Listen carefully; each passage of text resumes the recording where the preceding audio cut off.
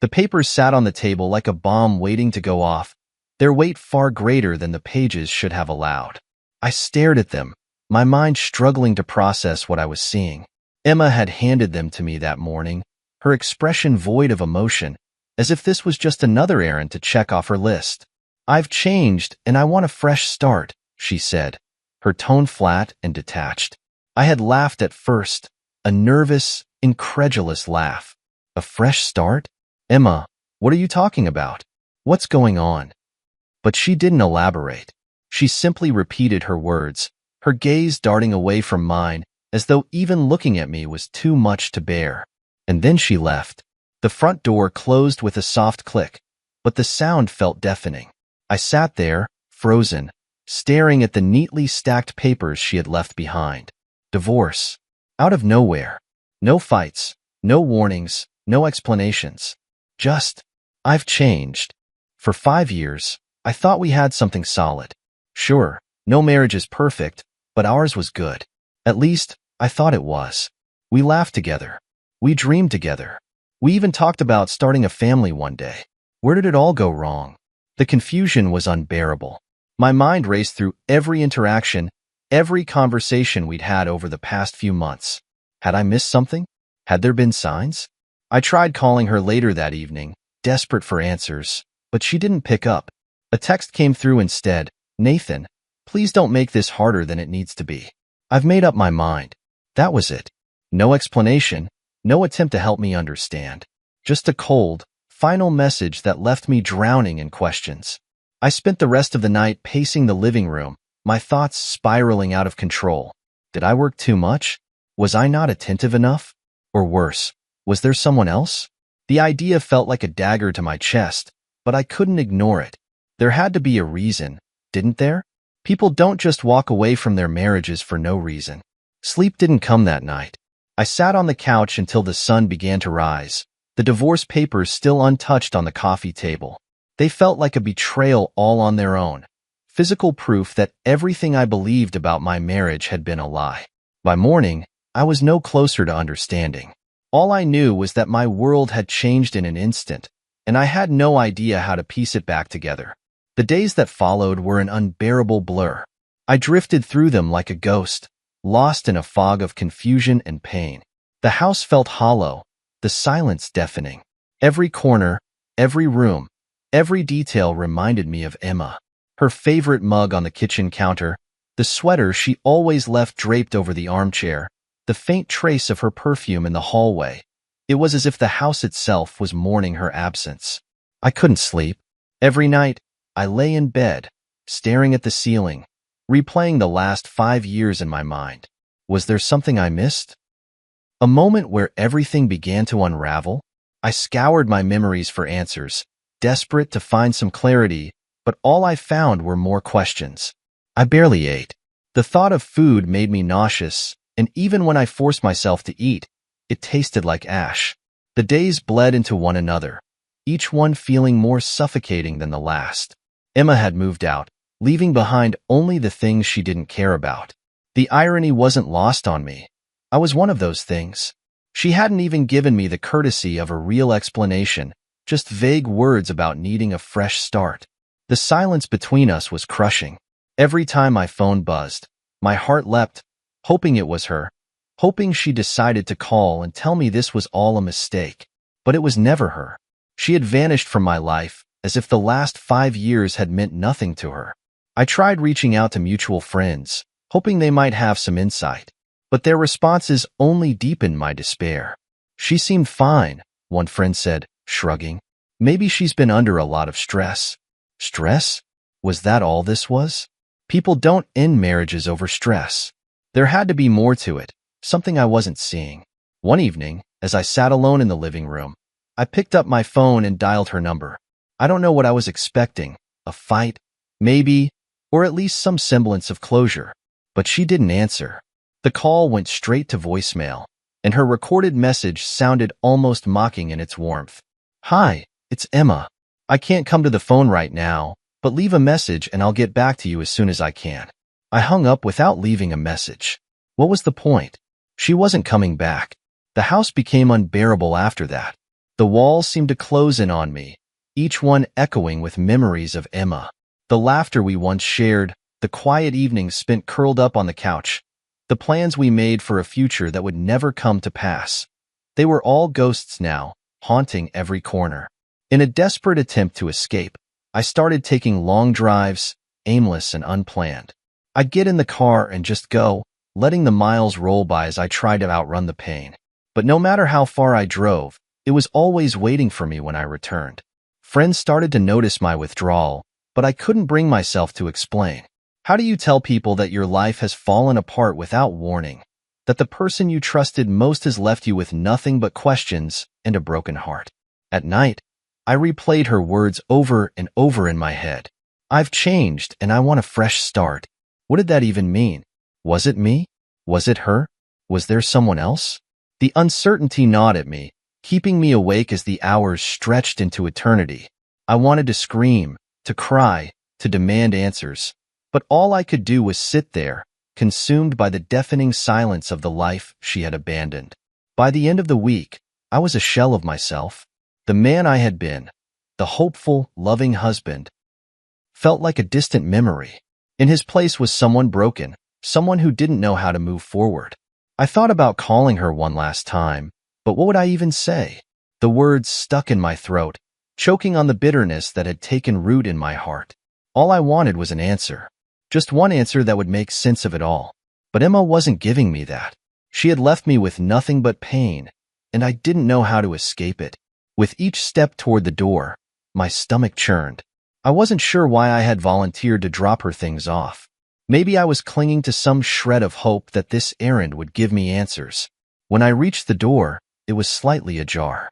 I could hear voices inside, Emma's and Liz's. I froze, unsure whether to knock or step back. But then I heard my name. Do you think Nathan will ever figure it out? Liz's voice was muffled but unmistakable, laced with curiosity and a hint of concern. Emma laughed, a sound I hadn't heard in weeks.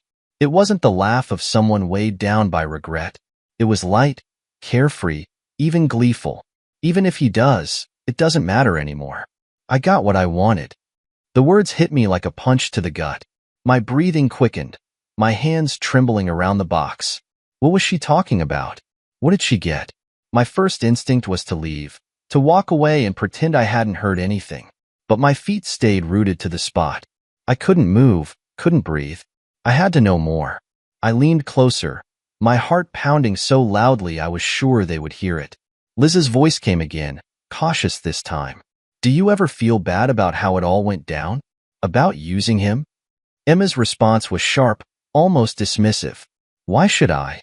Nathan supported me while I figured out my life. I owe him nothing. He was convenient, and now I've moved on. I nearly dropped the box. Her words cut deeper than anything I could have imagined. Convenient? Owe me nothing? After 5 years of building a life together, that was how she saw me. I stepped back, the world spinning around me. My mind screamed at me to storm inside, to confront her right then and there. But my body wouldn't obey. I turned and walked back to my car, the box still clutched in my hands. Sitting in the driver's seat, I stared blankly ahead, her words echoing in my mind. I got what I wanted. He was convenient. The ride home was a blur. I don't even remember how I got there. When I finally walked through the door, I set the box down and sat on the couch, my head in my hands. Everything was a lie. The love, the laughter, the promises we made. It was all a facade. Emma had been using me, and I had been too blind to see it. I tried to rationalize her words, to convince myself there was some context I didn't understand. Maybe she was exaggerating, trying to sound tough in front of Liz. But deep down, I knew the truth. She meant every word. That night, sleep didn't come. I replayed their conversation over and over in my head, each line twisting the knife deeper. I thought about every sacrifice I had made for her, every time I put her needs above my own, and how little it had meant to her in the end. By morning, the pain had given way to something colder, sharper, anger. Emma might have thought she'd moved on, but she wasn't going to get away with this without consequences. For the first time since she handed me those divorce papers, I felt a spark of determination. I didn't know what my next move would be, But one thing was clear. I wasn't going to let her walk away unscathed. I couldn't stop thinking about what I'd overheard. Emma's words replayed in my mind like a broken record, each repetition cutting deeper. The woman I had loved, the person I thought I knew better than anyone, had been living a lie, and I was the fool who had believed it. The next evening, after hours of pacing and debating with myself, I decided I needed to know the full truth. If Emma thought I wouldn't figure it out, she was wrong. I wasn't going to sit back and let her rewrite our story without understanding what had gone so wrong. I drove to Liz's house again, this time without Emma's belongings. I parked farther down the street, hidden by the shadows of the trees lining the sidewalk. The lights inside were on, and the faint hum of conversation carried through the air. My heart pounded as I stepped closer, every nerve in my body on edge. Their voices were clearer this time. I crouched near the window, out of sight, straining to hear. "It's not like he was some great love of my life," Emma was saying, her tone casual, almost dismissive. "Nathan was safe. He gave me stability when I needed it, but I've outgrown him." Liz's voice followed, softer, almost hesitant. "Still, don't you feel a little bad? He really loved you, Emma." Emma scoffed. "Love isn't enough. It's not like he was perfect. He was always so predictable." I felt trapped. Meeting Chris was a wake-up call. I deserve excitement, passion. Nathan couldn't give me that. Chris. My stomach turned at the name. So there was someone else. All the signs I had ignored, the late nights, the sudden coldness, the vague excuses, they all made sense now. Liz sighed. "I just hope you're sure about this. What if Chris doesn't work out?" Emma's laugh was sharp, cutting. "Then I'll figure it out. I always do. But at least I'm not stuck anymore." I clenched my fists, the anger surging through me like a tidal wave. She had already moved on, months ago, apparently, and I was nothing more than a stepping stone in her quest for something better. She didn't even feel guilty. To her, I was just a placeholder, someone to use until she found the next shiny thing. I stayed rooted in place, my mind racing as their conversation continued. Liz hesitated before speaking again. "What about the money? Are you worried he'll find out?" Emma's tone turned defensive. "He won't. Nathan's too passive to fight back. I've been careful. The joint account withdrawals weren't huge, and I've got everything I need for the divorce settlement." I couldn't listen anymore. My chest felt tight, the betrayal suffocating. Not only had she been unfaithful, but she'd also been siphoning money from our joint account, my hard-earned money, to fund her new life. I stumbled back to my car, my thoughts a chaotic mess. The woman I had devoted 5 years of my life to had been plotting her escape for months, if not longer. She hadn't just fallen out of love. She had systematically dismantled our marriage, using me as a means to an end. That night, I sat in my car outside my house for hours, the weight of what I'd learned pressing down on me like a boulder. The betrayal wasn't just emotional. It was financial, calculated, and cruel. Emma had taken everything I had given her, my love, my trust, my resources, and thrown it all away without a second thought. I knew what I had to do. If Emma thought I wouldn't fight back, she had severely underestimated me. She might have spent months preparing her exit, but she hadn't counted on me finding out the truth. This wasn't just about revenge. It was about justice, about reclaiming what was mine. The pain was still raw, but now it was joined by a sense of purpose. Emma might have moved on, but she wasn't going to get away with what she had done. I would make sure of that. I didn't sleep that night. I couldn't. Every time I closed my eyes, I saw Emma's face, heard her words, felt the sting of her betrayal all over again. The weight of it was unbearable, but beneath the hurt was a growing determination. If she thought I would let her walk away unscathed, she didn't know me as well as she thought. The next morning, I called Emma. She answered on the second ring, her voice laced with surprise. "Nathan? We need to talk," I said, keeping my tone steady. "Can you come by the house tonight?" There was a pause. "Nathan, I don't think that's a good idea. We've said everything we need to say." I almost laughed at the audacity of it. "No, Emma, you've said everything you wanted to say. I haven't had my turn yet. 7 o'clock. Be here." I didn't wait for her response. I hung up and sat there for a moment, gathering myself. The confrontation I had been avoiding was now inevitable, and I was determined to go into it armed with the truth. When 7 o'clock rolled around, Emma arrived, her usual air of confidence intact.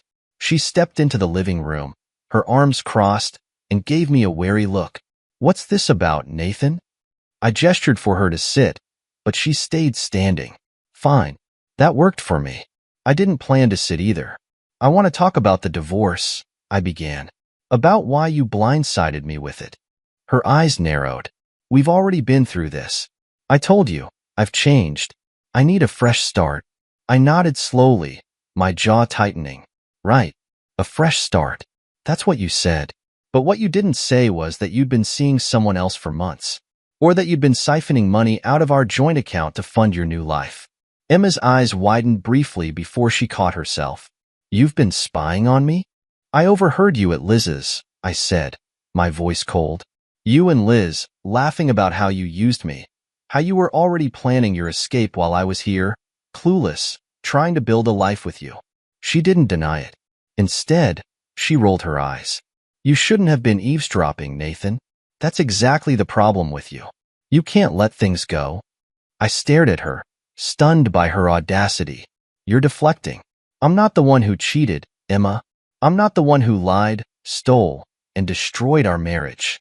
Her demeanor shifted, her shoulders squaring as she adopted a tone of mock pity. "Nathan, let's be honest. This marriage hasn't been working for a long time. You've been stuck in your routine, focused on your work, and I've been unfulfilled." "Unfulfilled?" I repeated, my voice rising. "You were unfulfilled, so you had an affair? You drained our accounts? And now you're painting yourself as the victim?" She shook her head, her expression exasperated. "You wouldn't understand. I stayed with you out of pity, Nathan. I tried to make it work, but you're just so predictable. You suffocated me." The words hit like a sledgehammer. I wanted to lash out, to yell, to throw every ounce of anger and pain back at her, but I forced myself to stay calm. She wanted a reaction, wanted to twist this into a narrative where I was the problem.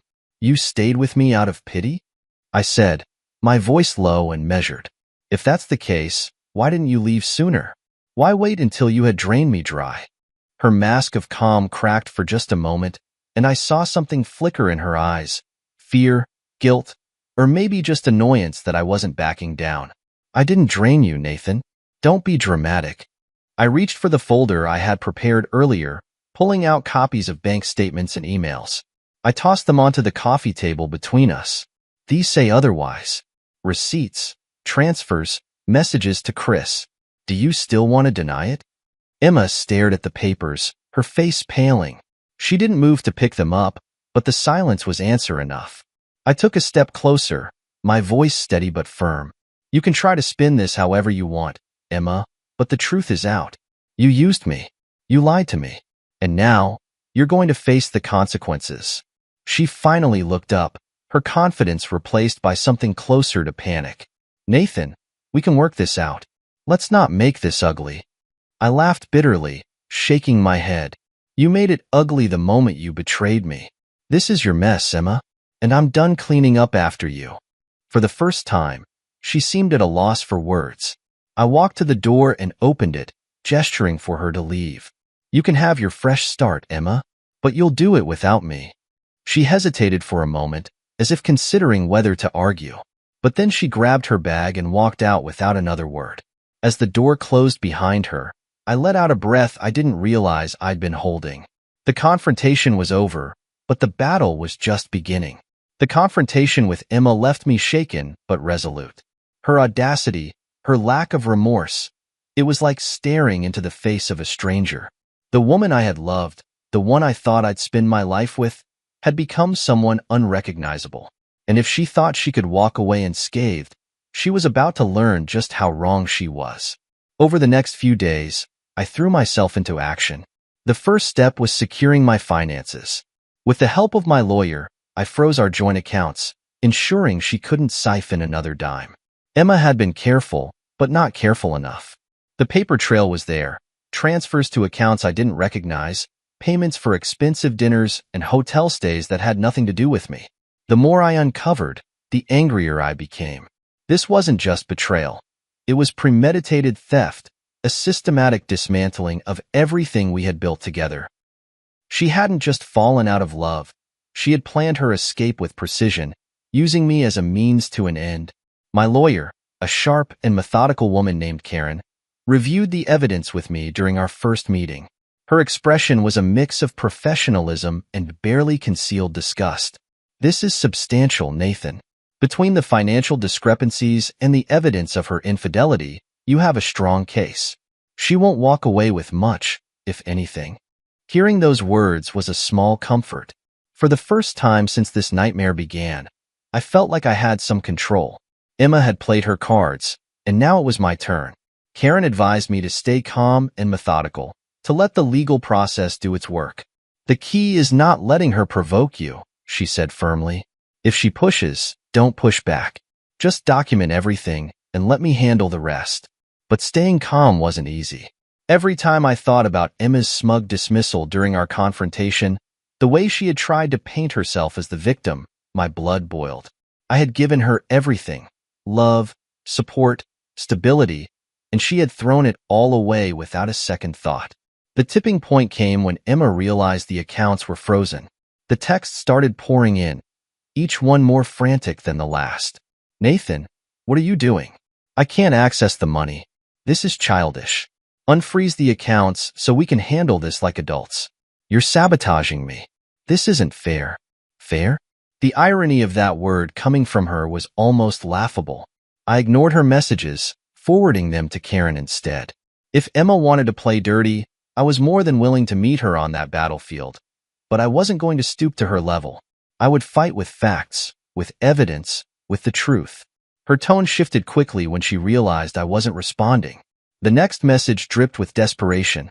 "Please, Nathan. We can work this out. Let's not make it ugly." Ugly. As if it hadn't already been ugly from the moment she handed me those divorce papers. As if her betrayal, her lies, her theft hadn't made it ugly long before I ever knew the truth. I typed a single response: "Talk to my lawyer." The next few weeks were a whirlwind of legal filings and strategy sessions. Karen and her team were relentless, uncovering every detail of Emma's financial misdeeds and documenting her infidelity with precision. The evidence painted a damning picture, one that left no room for her to manipulate or twist the narrative. Meanwhile, the cracks in Emma's facade began to show. Mutual friends who had initially stayed neutral started reaching out, sharing stories about her behavior that they hadn't thought to mention before. "I didn't want to get involved," one friend admitted, "but now that I know what she's done, I feel like you deserve to know." Each revelation felt like another piece of the puzzle falling into place. The woman Emma had become was a stranger, but the picture of her betrayal was becoming clearer by the day. One afternoon, Karen called me with an update. "We've filed the court documents, including the evidence of her financial misconduct and infidelity. This will complicate her ability to claim a significant portion of the assets." Hearing those words was like a weight lifting off my shoulders. Emma's web of lies was unraveling, and for the first time since this ordeal began, I felt like I was winning. That evening, as I sat in my quiet living room, I allowed myself a moment of reflection. The anger was still there, but it was joined by something else, a sense of determination, of resolve. Emma might have tried to destroy me, but I wasn't broken. I was still standing, still fighting, and I wasn't going to stop until justice was served. Emma's unraveling was inevitable. After weeks of ignoring her frantic texts and letting my lawyer handle the situation, her carefully curated world of lies began to crumble. The frozen accounts had been the first blow, and the court filings were the second. Now, Emma was realizing that the life she had planned for herself wasn't going to come so easily. The messages became more desperate. "Nathan, please, can we talk? This is all a misunderstanding. Let's work this out. You're being cruel. I'm trying to move on, and you're making it impossible." I ignored them all. There was no point in engaging with her directly. Everything she had to say, she could say through my lawyer. I wasn't about to give her the satisfaction of knowing how deeply her betrayal had affected me. The third blow came when her new life, her shiny, exciting future with Chris, started to crack under the pressure. I heard through mutual friends that Chris had begun to distance himself from her. The legal trouble, the frozen accounts, the scandal of her affair. It was too much for him. He had no interest in being dragged into her drama, and soon he was gone. I didn't take any pleasure in it. Okay, maybe a little. But mostly, I felt a sense of vindication. Emma had painted me as the boring, predictable husband while chasing a man who couldn't even stick around when things got tough. She had thrown away our marriage for something fleeting, and now she was paying the price. Meanwhile, I kept moving forward.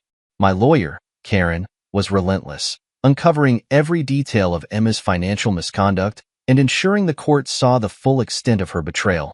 When the first hearing arrived, Emma tried to play the victim, claiming I was being vindictive and controlling. But the evidence spoke louder than her words. The court documents laid everything bare. Her affair, the siphoned funds, the carefully planned escape. Her arguments fell flat, and the judge wasn't sympathetic to her pleas. After the hearing, Karen pulled me aside with a small smile. "She's losing ground," she said. "The judge isn't buying her narrative, and the evidence is solid. If this keeps up, the settlement will be heavily in your favor." For the first time in months, I felt a flicker of hope. Emma had spent so much time controlling the narrative, painting herself as the victim while I was cast as the villain. But now, the truth was coming to light, and she couldn't escape it. As the weeks went on, the consequences of her actions became harder for her to ignore. Mutual friends who had initially stayed neutral began to pull away from her, disgusted by the revelations about her behavior. I received more than one message from people who said they regretted believing her version of events. One message stood out. "Nathan, I'm sorry for not reaching out sooner. I didn't know the full story, and I shouldn't have taken sides. You didn't deserve what she did to you." It wasn't much, but it was enough to remind me that I wasn't alone in this. Emma, on the other hand, was losing everything she had built her new life on. The financial cushion she had relied on was gone. Chris was gone. Her reputation was in tatters. The woman who had once been so confident, so smug in her decisions, was now struggling to keep her head above water. One evening, Karen called with another update. "The court has reviewed the additional evidence we submitted. The judge is leaning heavily in your favor. It's likely Emma will be left with little to no claim on the house or the remaining assets." The house.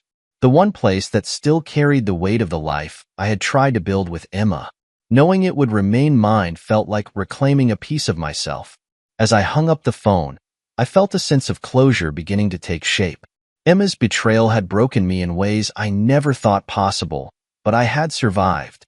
I had fought back, not out of spite, but out of a need to stand up for myself and reclaim the dignity she had tried to strip away. The tables had turned, and Emma was left to face the consequences of her choices. For the first time in months, I felt like I could breathe again. The battle wasn't over yet, but I could see the finish line. And I knew, deep down, that I was going to come out of this stronger than ever. The day of the final divorce settlement felt like the closing act of a long, painful play.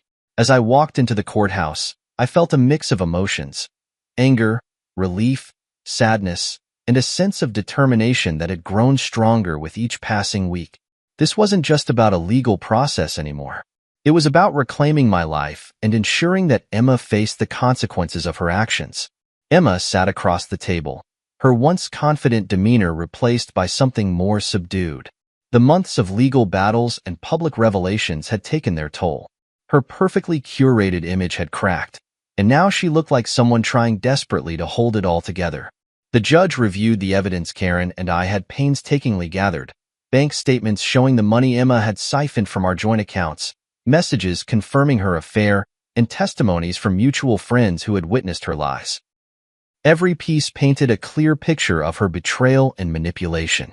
Emma's lawyer made a half-hearted attempt to defend her, claiming that the funds she had taken were for marital expenses and that her affair was irrelevant to the division of assets. But the evidence was undeniable. The judge wasn't swayed by their weak arguments. When the ruling came, it was decisive. I retained the house, the majority of our shared assets, and even the savings Emma had tried to siphon away. Her attempts to manipulate the settlement had backfired spectacularly, leaving her with little more than her personal belongings. Emma's face was pale as the judge delivered the verdict. Her lawyer whispered something to her, but she barely acknowledged it. For the first time, she seemed to grasp the full weight of what she had done. After the hearing, I walked out of the courtroom with Karen by my side. She gave me a small, satisfied smile. "You did it, Nathan. You stood your ground and came out on top." I nodded, the reality of it all still sinking in. The battle was over, and I had won. Not just the legal fight, but the fight to reclaim my dignity and self-respect. Outside the courthouse, Emma approached me, her expression a mixture of anger and desperation. "Nathan, wait," she called, her voice trembling. I turned to face her, keeping my composure. "What is it, Emma?" She hesitated, searching for the right words. This isn't how I wanted things to end." I almost laughed at the absurdity of her statement. "Really? Because this is exactly where your choices led us." She opened her mouth to respond, but I cut her off. "You betrayed me, Emma. You lied, you cheated, and you took advantage of my trust. And now, you're facing the consequences. I don't owe you anything, not an explanation, not forgiveness, and certainly not sympathy." Her eyes filled with tears, but I felt nothing. The part of me that had once loved her was gone, replaced by a steely resolve to move forward without her. "This is the end, Emma," I said firmly. "Whatever you're looking for, you won't find it with me." I walked away without waiting for a response, the weight of her presence lifting with each step. For the first time in months, I felt truly free. Back at home, the house that was now solely mine, I sat on the porch and watched the sunset. The battle had been exhausting, but it had also been worth it. I had fought for myself, for my future, and for the life I wanted to build. Emma's betrayal had taught me harsh but valuable lessons about trust, self-worth, and resilience. It had broken me in ways I never thought possible, but it had also forced me to rebuild, stronger and wiser than before. The settlement was over, but the real work was just beginning. Rebuilding my life wouldn't happen overnight, but I was ready for the challenge. For the first time in a long time, I felt a sense of hope, a belief that the future could be brighter than the past I had left behind. The months following the settlement were a whirlwind of rebuilding and reflection.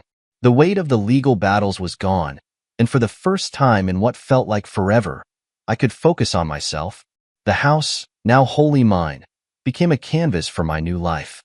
I replaced the furniture that Emma had chosen, painted the walls in colors that felt like me, and filled the space with things that brought me joy instead of painful memories. Therapy became a lifeline during this time. Dr. Miller, my therapist, helped me untangle the mess of emotions I was still carrying. Anger, sadness, betrayal, and even moments of guilt for holding onto my resentment for so long.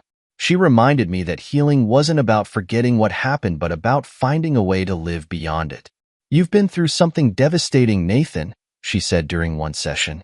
"But the fact that you're here, willing to work through it, shows how strong you are. Don't rush yourself. Healing takes time." Her words stayed with me as I navigated the ups and downs of life post-divorce. There were moments when the loneliness felt overwhelming, when the silence in the house seemed louder than it should have been. But there were also moments of clarity, moments when I realized that the peace I was experiencing now was worth everything I had endured to get here. Emma was a ghost in my life now, her presence reduced to occasional whispers from mutual acquaintances. I heard that her relationship with Chris had ended shortly after the settlement, that she was struggling to rebuild her life without the financial cushion she had once relied on. Part of me felt vindicated, but mostly, I felt indifferent. She had made her choices, and now she was living with them. What surprised me most was how little I thought about her as time went on. The wounds she had left behind were still there, but they didn't sting the way they used to. I no longer replayed our arguments or dissected her betrayal. Instead, I found myself focusing on the present, on the things and people who mattered.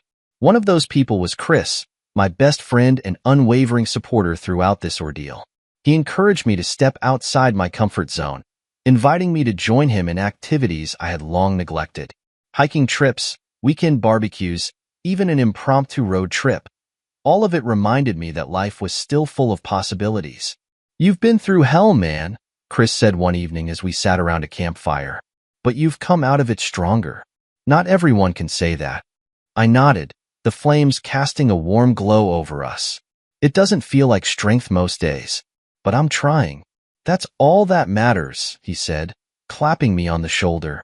One day at a time. Another unexpected source of strength came from mutual friends who reached out after the dust had settled. Some apologized for not supporting me sooner, admitting that they had believed Emma's version of events at first. Others simply wanted to reconnect, offering kind words and encouragement as I rebuilt my life. The most surprising message came from Liz, Emma's friend, the one whose house I had overheard their damning conversation in. She sent me a long email, apologizing for her role in everything. She admitted that she had known about Emma's affair and her plans to leave, but hadn't said anything out of loyalty to her friend. I regret not speaking up, she wrote. You didn't deserve what happened, and I hope you find peace. For what it's worth, I'm sorry. I wasn't sure how to respond, so I didn't. Her apology felt genuine, but it also felt too little, too late. I had moved past needing validation from people who hadn't been there when it mattered. As the months turned into a year, I found myself in a place I hadn't thought possible. I was happy. The scars of Emma's betrayal would always be there, but they no longer defined me. I had rebuilt my life, piece by piece, and in doing so, I had discovered a strength I never knew I had. The 1-year mark since the divorce settlement felt monumental, not because of what I had lost, but because of what I had gained. My life now was unrecognizable compared to the chaos and pain of a year ago. The house, once filled with ghosts of betrayal, was now a sanctuary of my own making. Every room, every corner reflected who I was, not who I had been with Emma. I had embraced new routines that prioritized my happiness and growth. Therapy continued to be a cornerstone, helping me untangle the lingering threads of anger and sadness that occasionally surfaced. Dr. Miller often reminded me how far I had come. You're not the same man who sat in my office a year ago, she said during one session. You've done the work, Nathan. You've faced your pain, processed it, and used it to build something stronger. That's resilience. Her words resonated deeply. I had learned to accept that the scars of betrayal wouldn't disappear, but they didn't have to define me. Instead, they became a testament to my strength, a reminder that I had survived and thrived despite everything. My woodworking business, which had been a lifeline during the darkest times, had flourished. Word of mouth had brought in new clients, and I had even started taking on custom projects that challenged my creativity. Each completed piece felt like a small victory, a tangible representation of the life I was rebuilding. One day, I received an unexpected message from Liz, Emma's former confidant. She had reached out before, apologizing for her role in everything, but this time, her message was different. I just wanted to let you know, she wrote. Emma's moved out of state. She's trying to start over. I thought you might want to know. I stared at the message for a while, unsure of how to feel. Part of me was relieved. Her physical absence made it easier to move on, but another part of me felt nothing at all. Emma's choices no longer mattered to me. She was a chapter in my life that I had closed for good. Lily, my golden retriever, sat at my feet as I read the message, her tail wagging as if sensing my introspection. She had been my companion through all of this, a constant source of comfort and joy.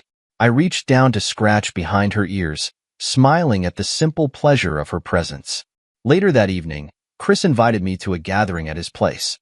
A small group of friends, good food, and plenty of laughter. As I stood among them, drink in hand, I realized how much had changed. A year ago, I couldn't imagine feeling this light, this free. Now, the weight of the past felt like a distant memory. At one point, Chris pulled me aside. I've got to say, man, he began, his voice warm with pride. You're like a completely different person. It's good to see you like this. I smiled, genuinely touched. Thanks, Chris. I didn't think I'd get here, but I'm glad I did. He clinked his glass against mine. Here's to moving on. That night, as I drove home, the stars seemed brighter than usual. The road stretched ahead of me, wide open and full of possibilities. I didn't know what the future held, but for the first time, I felt ready to embrace it.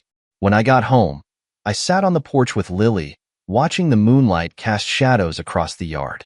The quiet was peaceful, no longer oppressive like it had been in the early days.